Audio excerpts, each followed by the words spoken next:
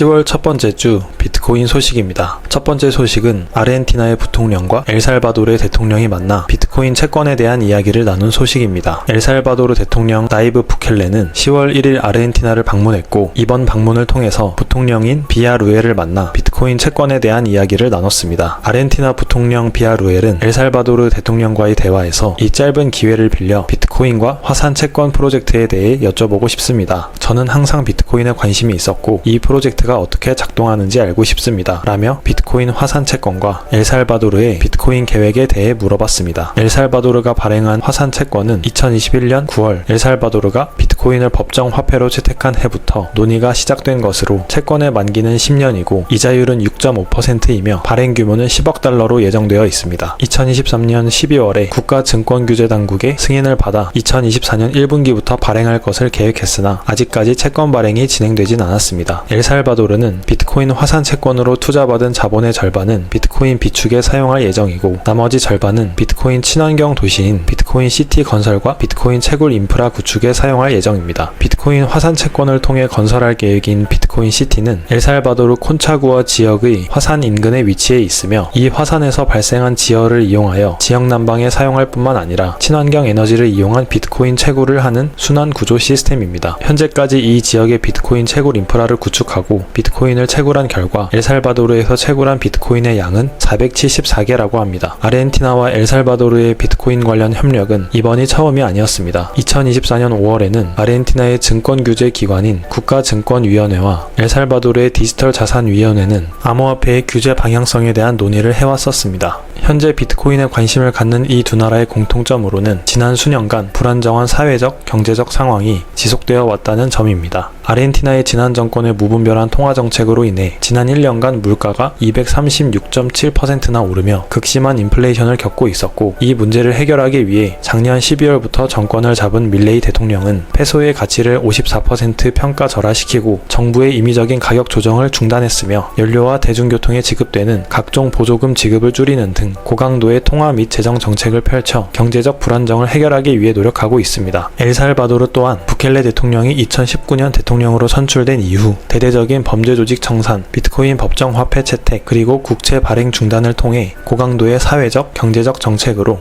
외국인의 엘살바도르 관광과 투자 유치를 장려하고 있습니다. 지난 2년간 부켈레 대통령의 채무 상환 이행과 국채 발행 중단과 같은 정책으로 인해 국제 신용평가사 무디스가 엘살바도르의 신용도를 2단계 올리면서 국제적인 신용을 얻고 있고, 이런 흐름에 맞춰 엘살바도르의 채권 가격이 지속적으로 상승하는 모습을 보여주고 있습니다. 부켈레 대통령은 2024년 2월 재선출됨으로써 파격적인 정책의 흐름은 더욱 탄력을 받을 것으로 보입니다. 사회적, 경제적 상황이 불안정한 국가들이 비트코인 채택이 훗날 이 국가들이 위기를 벗어나는데 도움을 줄 수 있을지 지켜보면 좋을 것 같습니다.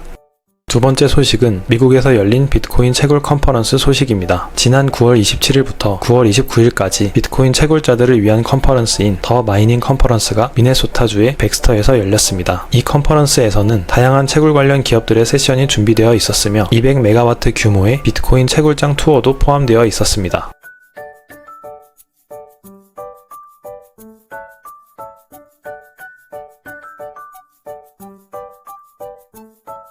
더 마이닝 컨퍼런스에서는 잘 알려져 있는 라이어 플랫폼즈, 클린스파크, 비트메인과 같은 대형 채굴 기업들 대신에 하이브온, 포그해싱, 오시언과 같은 잘 알려지지 않은 기업들이 참여했습니다. 하이브온은 2017년에 설립된 회사로 하이브OS라고 하는 채굴기 전용 운영체제를 개발하는데 180개 나라에서 200만 명의 활성 사용자와 500만 대의 채굴기기에서 동작하고 있어 매우 넓은 사용자층을 보유하고 있다는 점이 특징입니다. 포그해싱은 2018년에 설립된 싱가포르 소재 회사고, 고성능 컴퓨팅 산업에서의 냉각 방식 중 하나인 액침 냉각 방식을 전문으로 하고 있습니다. 주된 파트너로는 인텔과 쉘 등이 있고, 비트코인 채굴 파트너로는 와츠 마이너나 비트메인이 있습니다. 액침 냉각 방식은 이머전 쿨링이라고 불리며 최근 비트코인 채굴 산업뿐만 아니라 AI 산업에서도 주목받고 있는 기술인데요. 데이터 센터나 비트코인 채굴장의 전력을 효율적으로 사용하기 위한 차세대 열 관리 기술로 주목받고 있습니다. 액침 냉각 방식은 열 전도율이 높고 비전도성인 특수 액체에 서버용 PC나 비트코인 비트코인 채굴기를 침전시켜 냉각시키는 방식으로 기존에 사용하고 있던 공랭 방식이나 수랭 방식에 비해 높은 전력 효율성과 공간 효율성이 장점입니다. 액침 냉각 방식은 마이크로소프트나 아마존 등 대규모의 데이터 센터를 운영하는 빅테크에서도 주목하는 기술로 연간 20%의 성장률을 보일 산업으로 주목받고 있습니다. 한편 오션은 2023년에 소개된 비트코인 채굴 탈중앙화를 위한 소프트웨어를 개발하는 기업입니다. 소수의 채굴풀이 갖고 있는 중앙화 문제를 해결하기 위한 기업으로 자체 오션풀을 운영하고 있으며 별도의 프로토콜과 소프트웨어를 개발하고 있습니다.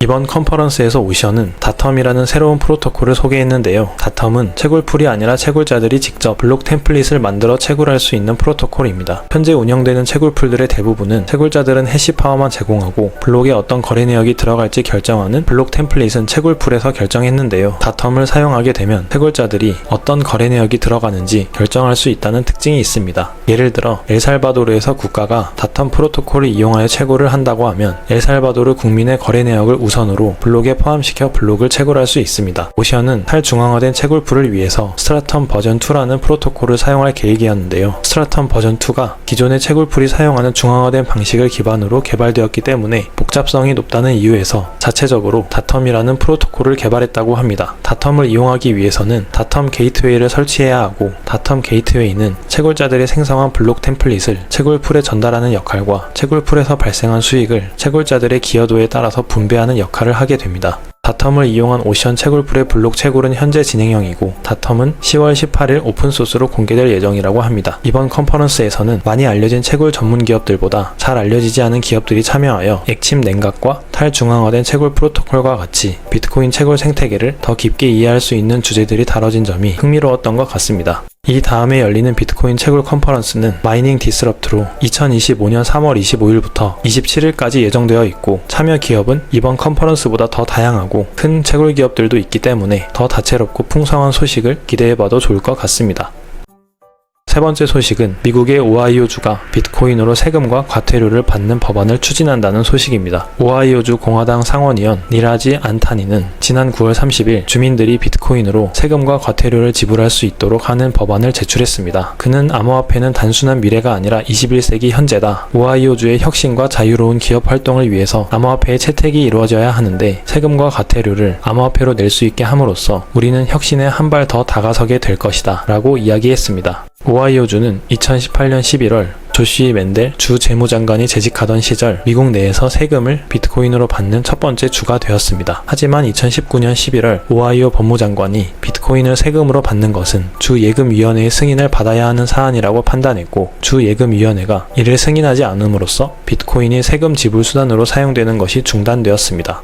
한편 미국 루이지애나주는 지난 9월 19일 주 정부에서 암호화폐를 과태료 지불 수단으로 사용하겠다고 발표했습니다. 여기에 해당하는 암호화폐에는 달러화된 암호화폐인 USDC와 비트코인 그리고 비트코인 라이트닝도 포함되어 있습니다. 루이지애나주 재무장관 존 플레밍은 루이지애나주는 현대 상업 부문에서 다른 주들에 비해 항상 뒤처져 왔다고 생각하며 암호화폐의 채택은 미래 금융의 핵심이 될 것이라고 말했습니다. 그는 지난 9월 17일 루이지애나 야생동물 및 수산부 관련 과태료 지급이 비트코인 라이트닝 네트워크를 통해 처리됐다고 밝히며 암호화폐를 결제 수단으로 도입함으로써 단순한 혁신을 넘어서 시민들에게 더 많은 자유와 유연성을 제공하는 것이라고 덧붙였습니다. 루이지애나주는 2018년 오하이오주의 사례를 참고하여 지급받은 암호화폐를 달러로 전환하는 방식을 채택해 결제 서비스 제공업체가 암호화폐를 받아 미 달러로 판매한 다음 주 정부은행 계좌에 입금하는 방식으로 이루어집니다. 이 외에도 미국에서는 비트코인에 친화적인 주들이 몇 군데 더 있습니다. 대표적으로는 텍사스, 플로리다, 애리조나, 콜로라도, 켄터키, 와이오밍, 뉴햄프셔가 있고 비트코인에 친화적이지 않은 주들로는 캘리포니아, 뉴욕 그리고 하와이가 있습니다. 그러면 미국의 각 주에서 비트코인으로 세금과 과태료를 지불하는 것은 어떤 의미가 있을까요? 주 정부 입장에서 비트코인을 지불 수단으로 받는 것은 신용카드나 체크카드와 같은 또 다른 결제 수단이 하나 추가된 것이라고 생각할 수 있습니다. 따라서 주 정부에서 비트코인을 법정화폐와 동등한 지위로 인정했다고 보기는 어려울 수 있습니다. 사실 커뮤니티에서도 오하이오 주 상원위원회 법안 제출에 대해서 그다지 달가운 반응을 보이지 않는데요. 사람들은 달러보다 더 가치 있는 비트코인으로 세금을 내야 하는지 의문을 보였고 비트코인을 세금으로 내면 비트코인을 판매한 것에 대한 세금을 추가로 뗄 거냐며 현재 비트코인에 부과되는 세금 제도와 상충하는 점을 지적했습니다. 그럼에도 불구하고 비트코인과 라이트닝이 미국 주 정부에서 검토될 정도로 높은 관심을 받고 있는 점은 비트코인 비트코인 인식이 달라지며 비트코인 채택이 확산된다는 점에서 긍정적일 수 있고, 한번 비트코인에 발을 들이면 헤어나올 수 없는 경험을 주 정부에서도 경험할 수 있게 될 것을 기대해보게 됩니다.